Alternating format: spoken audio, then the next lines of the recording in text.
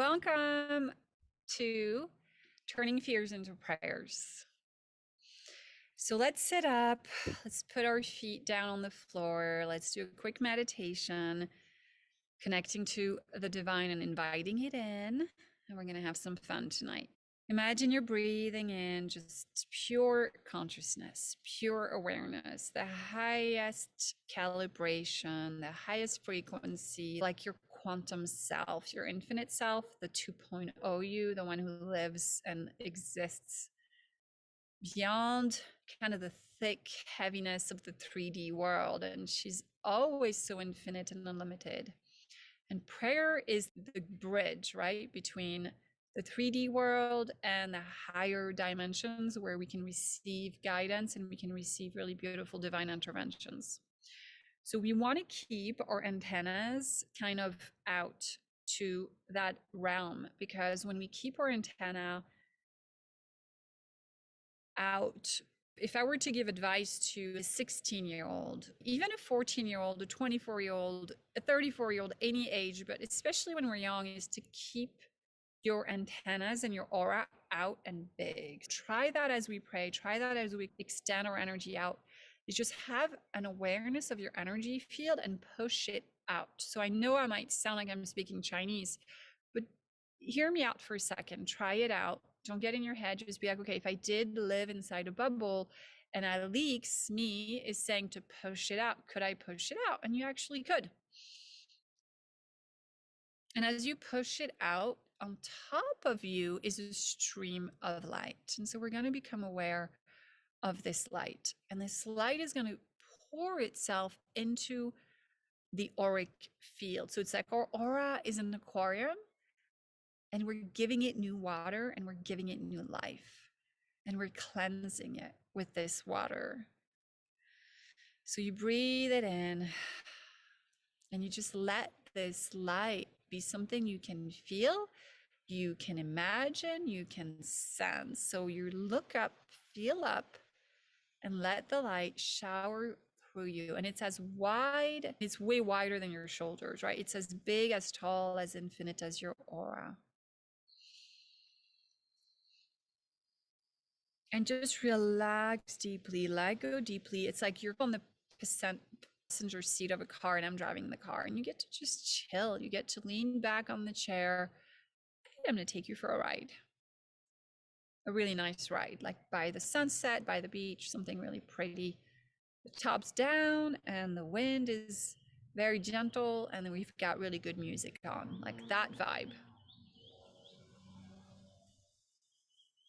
And as you relax, as you lean back, what actually happens is you're going to have more awareness and more intuition. So as much as I'm driving the car,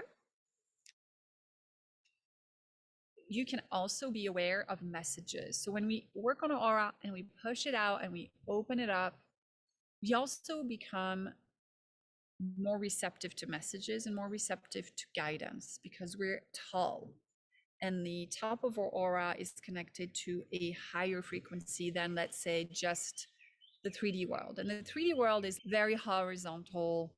We got to go to the store, we got to go to whatever school, we got to go to work. It's very horizontal. But when we suck those feelers back in, and all those feelers are meant to be like different ways you get messages, right? Some of our feelers help us get messages through feeling, like a text message. And then other feelers are like emails. We get messages through text, emails, letters, WhatsApp, fax. What's the other way we get messages? So the divine presents us with messages through our auric field and our feelers. But when we get all hung up on wanting control, wanting answers, feeling afraid, being fearful, or sort of our gateways or channels to solutions, they get staticky, and like the radio, the answers don't come in. Or we think we heard it, we're like, oh, is that what I'm supposed to do? And there's doubt and fear. Oh, so my loves, when we're empaths, we have a heightened sensitivity to receiving messages, which is like winning the lottery every day, because you can actually know where to go, what to do every single day, and you can get yeses and nos really easily. But the flip side, you've got to be willing to hold both sides, right? The winning the lottery part, and then the flip side is that you are going to feel more than most.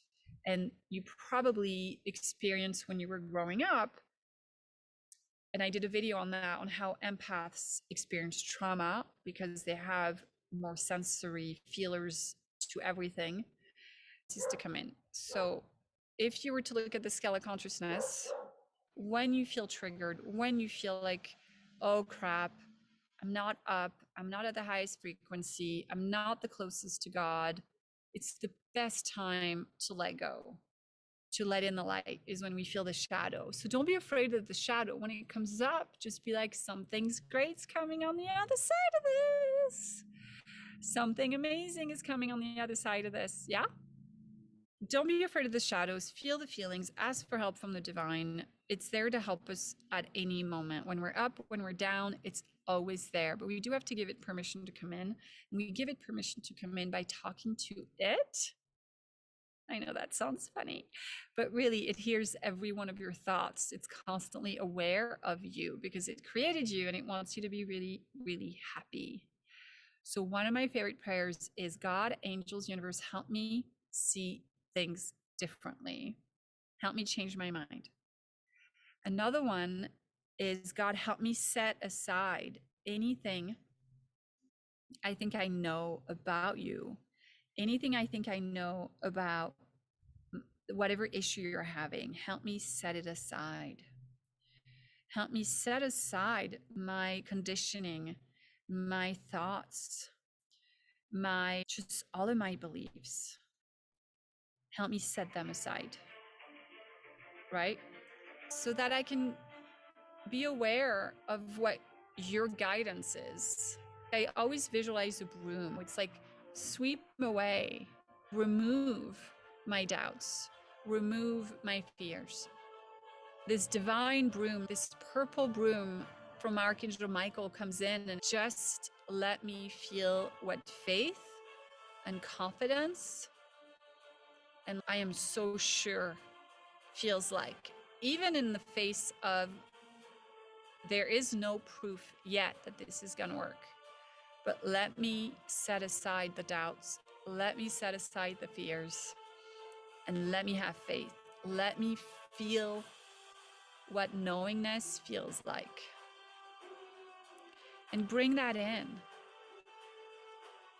Help me be of service. Use me.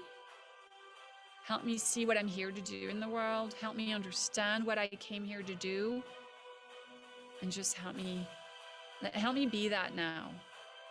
Help me be that now.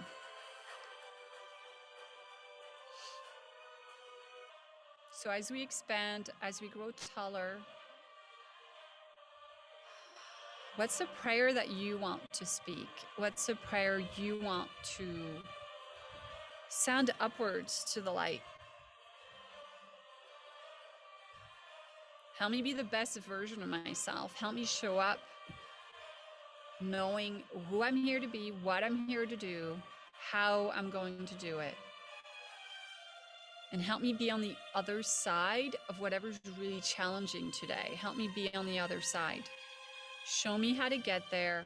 I give you permission to help me. Take away my fears. I hand them to you. And I believe in something beyond me able to fix it. I believe in something far beyond me able to completely fix it. I give you everything in my life that it doesn't work, that doesn't make sense, that I don't fully understand, that I need to see, that I need to maybe understand in myself. What's in me that I need to change for whatever's out there that needs to change. So if something's difficult, sometimes it's a reflection of what we believe and what we believe, what we think, what we've seen. So then it becomes about what's in me that I need to see, what's my pattern, if I'm the common denominator in these relationships being difficult, if I'm the common denominator in lacking money, or seeing that my brilliant mind is actually, my brilliant mind is giving me more evidence of what I already believe in. So if there's some kind of output that doesn't feel good, what's in me creating it? God, angels, universe, help me change my mind.